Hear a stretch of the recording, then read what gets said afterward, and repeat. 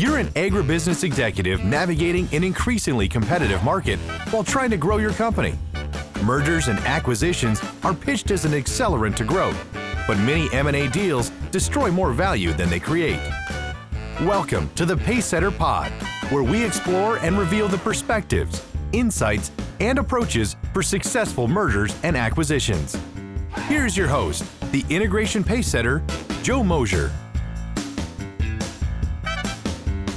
Hello and welcome to the Pacesetter Pod. I am your host, Joe Mosier, founder and principal advisor of Mosier Consulting Group, where we focus on serving exclusively leaders of small to lower middle market food and agribusiness firms that are looking to drive strategy and accelerate the growth of their businesses.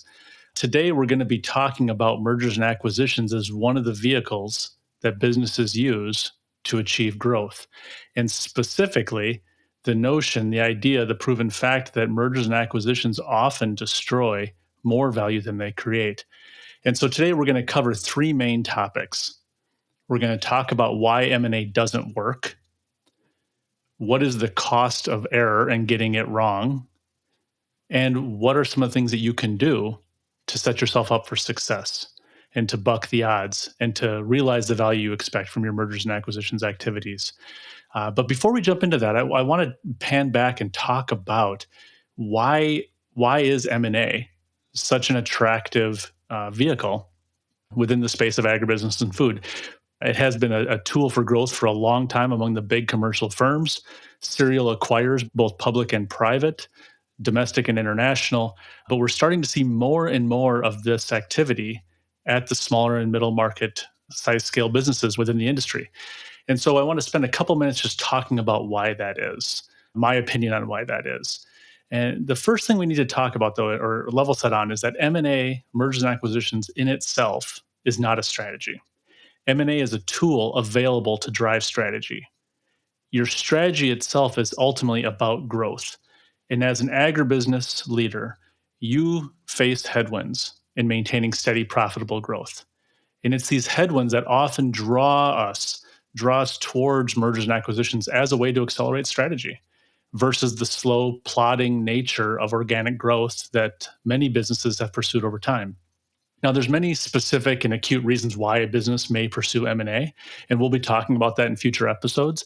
But for today, I real quick want to pan back for a moment and just highlight three of the main drivers that I see that make a merger or an acquisition comparatively more attractive than traditional paths to growth, and some of the reasons that we are increasingly seeing businesses pulled in this direction. The first is where you should always start. It's really your customers, and if you don't sell directly to consumers, to both those end users as well. The reality is we are facing ever-changing and consistently increasing expectations from both customers and users. And think about it, whether it's the sustainability profile of the meat that you're buying in the supermarket, the nutritional value of food in our schools or hospitals, office cafeterias, even the nutritional value of sandwiches that people are buying in airport terminals. Think about the focus on fair trade sourcing methods in the coffee and chocolate and even cooking oil spaces. And then more and more over time, an increased desire for more plant-based dietary options, or even plant-based or better profiled ingredients that go into pet food. The reality is that people expect more and they expect different, and that pace of change has accelerated significantly. And these expectations ring through our supply chains. They start with all the way from how our food is packaged and labeled and presented at the store, and it goes back all the way up the value chain to how animals are treated, how their feed is produced, how the crop is grown, how the seed is selected, how soil is managed. And so again, these customer expectations are a big part of what we're facing. The second is industry operating costs. The agribusiness industry, whether you're talking about grain origination or oilseed crush, feed production, animal processing, whatever it might be, is generally built upon a pretty asset-heavy and capital-intensive business model. In our businesses, we need real physical infrastructure with expensive engineering and maintenance budgets to build, operate, maintain these facilities. Put another way, we're selling seeds, soy, and swine. We're not selling software. And so the upfront investment costs relative to the profitability on the back end is huge. Now, historically, this has provided a degree of defensibility. The level of stability that comes with having these pretty considerable barriers to entry. It's one thing for a team to get together and hack through a new software offering to solve a novel problem and try to commercialize that solution. It's an entirely different thing to buy land, do environmental assessments, to contract construction of a facility and all the work that goes into just the build and then, of course, the operating of that business. And so these moats around agribusiness have really benefited us for a long time, but they've also disincentivized innovation. And ironically, it's those disincentives to innovation that are now driving more interest in the space. And it's really inviting competition from non traditional sources, namely capital rich technology firms and private equity. And so, if you think about tech firms in the space, they are largely looking to disintermediate the supply chains, cut out the traditional middlemen, and fundamentally change the very structures of the supply chains that have been built over decades. And similarly disruptive is private equity. PE firms are increasingly finding ways to increase efficiency of operations in our space. They do this through operational rigor, they make investments in automation, they're developing advantages of scale, and they know how to run a business and generate profitability. And that creates pressure on all the traditional players as well. And just for a sense of scale, some recent studies suggest that private equity has been involved in a third of all the transactions in agribusiness over the last several years. And 20% of those transactions were add-on plays, meaning the private equity firm had already made the preliminary or initial platform investment and were now spending additional capital, acquiring additional businesses to extend their footprint.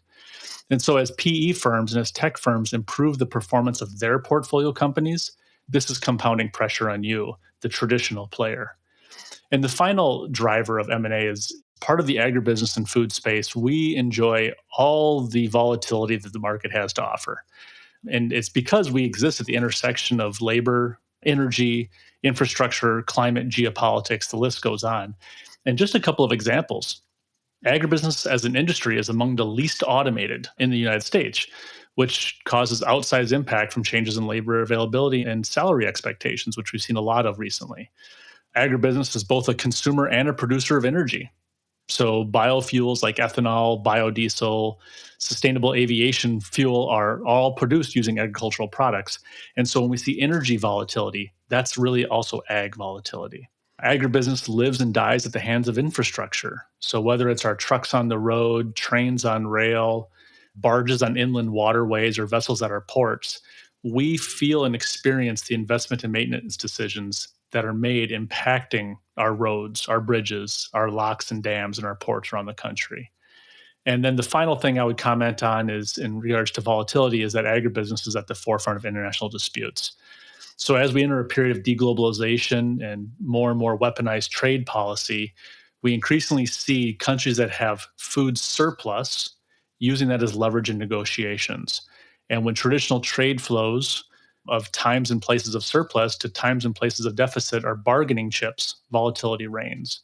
And so all of this magnifies the need for growth within the space. And it becomes a bit self-reinforcing. The more you see M&A activity among your competition, whether it's competition consolidating, or perhaps you're seeing your customers or suppliers vertically integrating, the more you may look at M&A and thereby accelerating the cycle. So let's get into three things I wanted to cover today. And again, it's why M&A does not work much of the time, what is the cost of error, and some ideas around how to get it right. And so the first one, why M&A doesn't work. M&A is mergers and acquisitions is really an express lane for growth, but it comes with a dangerously short on-ramp. Once you're on that expressway, things are moving pretty fast, and it's easy to unintentionally or unconsciously become reckless. You think about driving on the expressway in a new city that you're unfamiliar with, and not everyone signals their next move. You're figuring out if your vehicle's up to the challenge, and if you run into trouble, sometimes there's not a shoulder or an off-ramp where you need it. And so there's really three factors at play for why M&A does not work. The first is the reality that the business case is not your friend. So the business case for a merger and acquisition is the reason you're pursuing a deal. And that business case will detail all the complementary capabilities that you're trying to bring together. It's going to highlight the efficiencies that you're expecting to gain. It's going to detail potentially the costs you think you might eliminate, the volume you're going to enjoy, and all the potential value you're going to unlock. The business case lays out the vision, but not often does it lay out the path to growth. Or put differently, the deal attractiveness in the business case does not automatically trigger value creation. And so a successful business case that is inherently bullish is not always working with your best interests in mind. And acquisition is an exciting time. And as things move forward, deal fever can set in and start to run rampant. And when this happens, you start to miss signals. And those signals start to seem a little fuzzy at the edges and muted in importance. So the further along you are, the more you've envisioned owning this business, the more you've envisioned the opportunities from bringing two entities together, the more you've thought about the new opportunities this opens, the lower weighting you assign to all the signals that are telling you this is harder than you imagine it's going to be. Some of these value drivers may be elusive. Some of them may not exist at all. And so when a buyer gets to the point and you start to imagine not being able to do a deal, you've started to fall victim to one of the ways that M&A fails to create value. The second piece is that mergers and acquisitions is a process. It's not an event. And the challenge is that that process traditionally is very front-loaded, and I would say front-loaded potentially to a fault. The M&A process focuses on originating deals and targets, putting together the bids, whether they're friendly or unfriendly or at auction, getting a letter of intent signed, conducting due diligence, securing financing, getting the deal structure finalized, and then eventually getting it to close. These are all important. They're all critical. They're all necessary. So that process is not broken, but it's not complete. And getting to close on an M&A deal is not the same as getting to value. And it's my contention that not enough attention and weighting is assigned to the integration activities that have to happen after you bought the business. And you don't see enough effort invested in the activities that have to happen after the deal has been consummated. And the last piece that causes M&A to destroy value is that it really integration hits hard. So think about how often firms struggle to execute their own strategy. A conventional strategy is designed to address a threatening force head on, or potentially to address an unmet need in a new, novel, and compelling way. And so while the driver may be external, when you develop a new strategy, all the decisions and all the variables are within the four walls of your business. You decide how to prioritize. You decide how to resource the effort. You decide how to deliberate, how to decide, and how ultimately to act. And yet, strategy success, with all these things within your control, is statistically as predictable as a coin toss. Now, let's look at mergers and acquisitions. You still have all the prioritization, resourcing, and decision rights that you had before, but now you're bringing the outside in. And when you bring the outside in, it comes to a whole new set of actors with their own thoughts on prioritization, resourcing, and decisions. It also comes with a lot of variables. During the due diligence process and negotiation process, information is asymmetric. There's things about the business you're buying that you may not know until you own it. And it's not through subterfuge or people trying to hide information. It may be that you failed to ask the right questions. It may be that you failed to consider that that might be a risk. And so once you buy it, you're bringing in all these variables, and you've just made what is already tough, strategy execution, that much harder. So really think about M&A and the integration activities as strategy execution on steroids. And if you're not prepared, you'll be lucky if you have coin toss odds of success. You need to have a well-built plan and not enough do.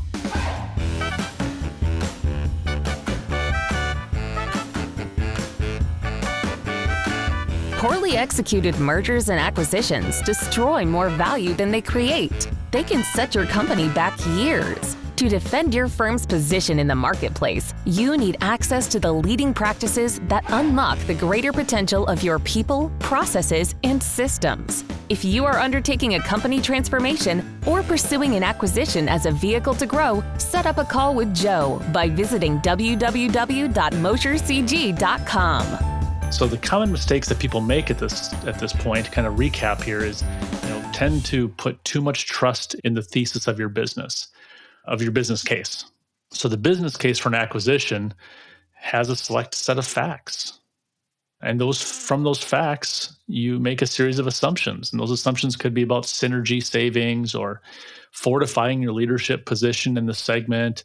You could be making assumptions about the discounted value of future cash flows, all the things that drive you to say, yes, this is a good opportunity and it's worth us pursuing. The reward is more than worth the effort. The challenge is you don't get to model those assumptions in a test environment. They're pushed right through to production.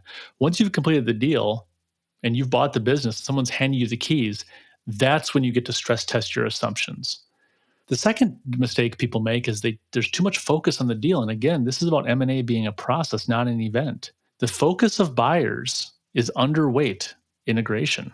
People don't spend enough time thinking critically about how we are going to bring these two entities together into one single high performing business. We know why we want to do it, perhaps. We know what we think the benefits are going to be. We might have a conceptual model in our heads of what it might look like, but the nitty gritty, the dirty work of actually getting it done is something that doesn't get enough time or attention. And so, to be clear, I'm not being critical of all the front end focus areas. I'm not condemning the lawyers, the bankers, and the advisors who do that work. You can't do M&A without them. All that work that they do to build the business cases, to find the targets, to secure the financing, to support due diligence, to set up the proper legal structure, they're not the problem. The failure of so many M&A deals to deliver the expected benefits is not about poor deal design. It's about poor deal execution. Yeah, sometimes you may buy the wrong company. You might buy the wrong company at the wrong time or at the wrong price, but it is deal execution that drives the outcomes far more than deal design. So let's recap this first part. The business case is not your friend, and value articulation does not trigger value realization. The M&A is a process, not an event, and getting to close does not equal getting to value. And finally, M&A is hard, and perhaps the hardest part of the M&A process. So the second piece is, what's the cost of error? Your business is hard enough as it is, and the last thing you need is fielding errors and own goals. And so I want to talk about the cost of poor execution. When you go long deal focus and short integration, you're placing a pretty big bet. And the unfortunate piece is that speculative bet is against the downside. When you do mergers and acquisitions, there's a wide distribution of outcomes from the transaction. And you already know what the most favorable outcome is. It's the one at the heart of your business case. It's the thesis. If everything goes to plan, that's what you're going to get. You're not expecting it generally to be better than what's promised in the business case. But you almost never get what's in the business case. And so if things don't go to plan, all the potential outcomes, that entire distribution of outcomes and the speculative bet that you've placed are to the downside. And those downsides throw up in three different ways. The first is your acquisition's an illiquid investment. And illiquid investments are not a problem unless the asset itself is unproductive. You can't unspend the capital once you buy the business. If that acquisition doesn't perform, you're not only sacrificing the financial investment you've made, but you're also forfeiting all the time and energy invested by your people. And those losses compound pretty quickly. The second cost of error is that your leadership credibility is going to suffer, and your confidence likely is going to take a hit. When deals go bad, employees' confidence in themselves, in each other, in their leaders, and in the business itself erodes. You also find that customers start to ask questions that never would have entered their minds before. They start to question your judgment. They start to question whether or not you're the right partner for them. And similarly, boards will start to look at the business and the leadership differently in light of this expensive and disruptive and unproductive M&A deal. So again, you're placing a big bet and you can't take your chips off the table once that deal has gone through. And you're going to potentially bear the brunt of that both personally and professionally. And the third piece that comes down to the cost of error is that the losses are magnified when you consider your existing business and the likelihood that if the acquisition is not going well, your existing business is also impacted. And oftentimes what I've seen is that people are generating the opposite effect of what was intended. So you realize later that while you were toiling away, trying to make the integration that you didn't plan for work well, you're losing ground. You have spent all the time planning to measure the gains as a result of this M&A deal, but now all you have to do is tally the losses. And so failing to realize that you're not only going to have to make this a productive investment, that you're going to have an integration plan in place, that it's going to be hard, that the stakes are high, you also need to run the existing business. And that is where losses compound. So the three mistakes that I commonly see people make in this area is one is that believing that knowing your business and running your business is enough. We know the grain business. We know the origination business. We know how to trade into export markets. We know how to package the particular product that we produce. The reality is once you do the acquisition, you don't have the same business anymore. And those losses pile up faster than wins. The second mistake that folks make is that as the work gets tough, their conviction in the deal wavers. And now, again, remember, you've already bought the business. You can't unring that bell. So, what does conviction wavering mean? It means they start to back off the integration goals.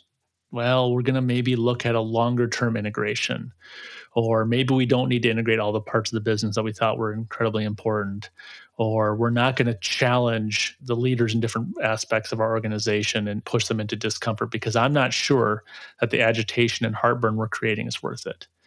Or you may start to de-emphasize strategy and growth and get totally consumed by solving the immediate problems with integration. We all have finite capacity, both time and energy and patience. And if your integration's going south, either you focus less on your integration or you only focus on integration. And the reality is, while you're focusing on integration, the rest of the business is still out there and still needs what you have to offer. And so that's another issue.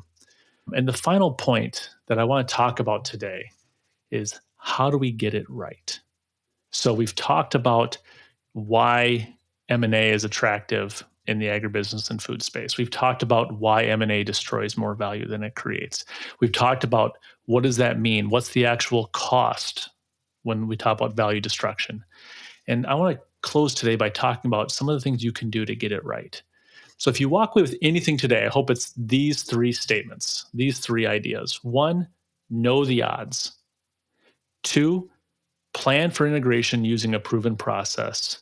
And 3, get the help you need. So let's dig into those for just a moment here. When I say know the odds, what am I talking about? Knowing the odds is understanding just the reality that the odds of success are at about 50% for basic strategy and even worse for M&A. And that should give you pause. I was reading a study not too long ago that had data that suggested that it's safer and more likely to succeed to start a new business than it is to expect to hit all your targets in an M&A deal. And so think about that. Think about the challenges and the risk and the low likelihood of survivability of starting a new business. And then realize that that's actually statistically a safer way to spend your time and money than a merger or acquisition. And so it's important that you have confidence in your business, but don't let it blind you to the downside risk. The second piece is plan for an integration with a proven process. Going back to what I said earlier, you're going to be operating under the dual mandate of realizing value from your M&A activity while preserving the value and the performance of your existing business. And don't make the mistake of applying a standard project management approach to integration and assuming it'll all go well. Don't make this mistake of assuming that you can figure out as you go. And certainly don't make the mistake of assuming that it's not as hard as everyone's talking about. There's a lot of great books out there. You can reach out to me. I'd be happy to share with you my shortlist. So there's a lot of good research and literature on how to do integrations right. And you need to really take that to heart. And the last thing is, I would say, get the help that you need. So in addition to understanding that the integration is going to be challenging and using a proven process to tackle it, get the help you need. Don't make the fatal miscalculation that putting your best people on it will get the best results. Your best people are your best people because they're getting a lot of stuff done in your existing business. And now they need to be involved in your integration. No doubt about it. They're the ones that are going to help you ensure that you're driving the right focus, the right prioritization, that you're doing things in the right way that's going to drive value long-term for the business. But they can't simply be pulled out of their daytime jobs and put full-time in integration. 1, it's not their normal job, and they're not going to be as effective at that as they are at their routine jobs. And 2, who backfills them? So you need to think about this and say, okay, this is not normal operations. This is not business as usual. This integration, while incredibly important to our business and our long-term growth prospects, is incremental to the work that we were doing the day before we closed. And you cannot have a successful integration if you're staffing it with a self-organized volunteer army. You need to have people that are going to be focused on this, dedicated to this, and ideally folks that are experienced and know how to do it. So research your options. Talk to experts. Talk to others that have done integrations before. reach out, as I said, and I can point you in the right direction of some literature. Reach out and set up a call with me, and we can talk about my process, integration pace setter. But the important thing is that you understand that you need to use a proven process, and you understand that you're going to need help to get this right. So we've covered a lot of ground today. Again, to recap, why do we do M&A in food and ag? Why doesn't it work? So what? What's the cost of error? And what are some of the things you can do to start getting it right?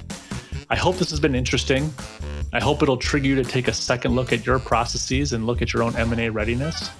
I look forward to having you join me for the next episode where we're going to talk about something really exciting, and that's the one question you need to be able to answer to set yourself up for integration success. And so check me out on the next episode coming soon. Hit subscribe on your podcast player. I look forward to having you join again. Thanks for listening. See you next time. This is thepodcastfactory.com.